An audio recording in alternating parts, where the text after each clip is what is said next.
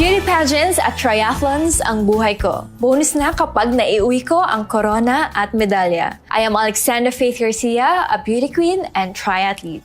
Adding MX3 capsule into my training regimen helps me a lot, together with proper diet and exercise. Having MX3 capsule is a winner for me. Dito ko bilib. Mahalagang paalala, ang MX3 capsule ay hindi gamot at hindi dapat gamiting panggamot sa anumang uri ng sakit. MX3 capsule helps avoid pain discomfort. Iwas-iwas sa sakit. Pagbasa sa Aklat ng Kawikaan, Kabanata 10, Talata 1 hanggang 32.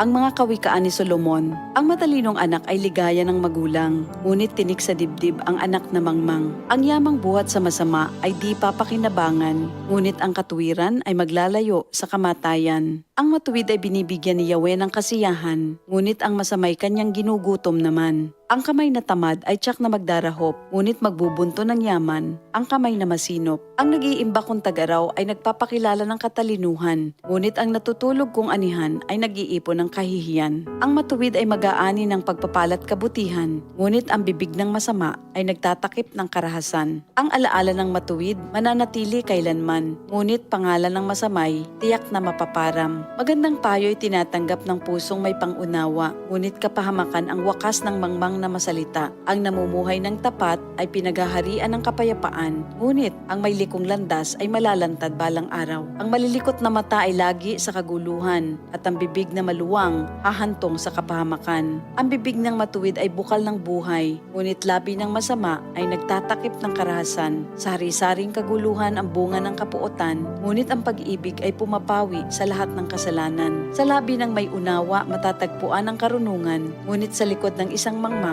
pamalo ang kailangan. Ang taong matalino'y nag-iimpok ng karunungan, ngunit ang salita ng mangmang ay nagdadala ng kapahamakan. Ang kayamanan ng mayamay matibay niyang tanggulan, ngunit ang kahirapan ng yagit ay kanyang kapahamakan. Ang kinikita ng matuwid ay nagbibigay buhay, ngunit ang sama-sama winawalda sa kasamaan. Ang nakikinig sa payo ay nasa daan ng buhay, ngunit ang ayaw sumunod ay tungo sa pagkaligaw.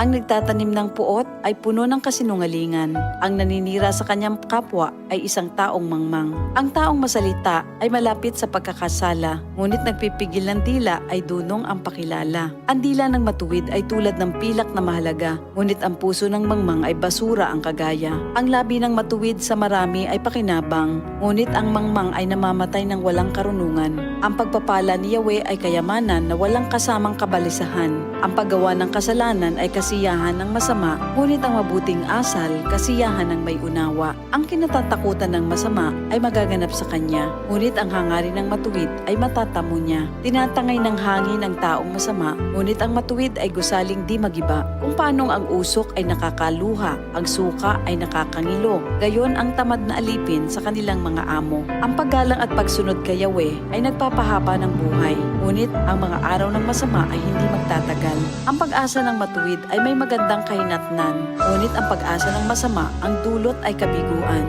Si Yahweh ay kanlungan ng mga taong matuwid, ngunit kaaway sila ng taong masama ang hilig. Ang matuwid ay mananatili sa kanyang dako, ngunit ang masama kung saan-saan matutungo. Ang salita ng matuwid ay nagpapakilala ng karunungan, ngunit ang dilang sinungaling ay puputuli naman.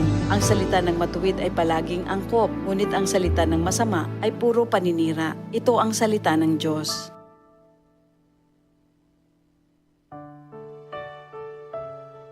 DCXL 55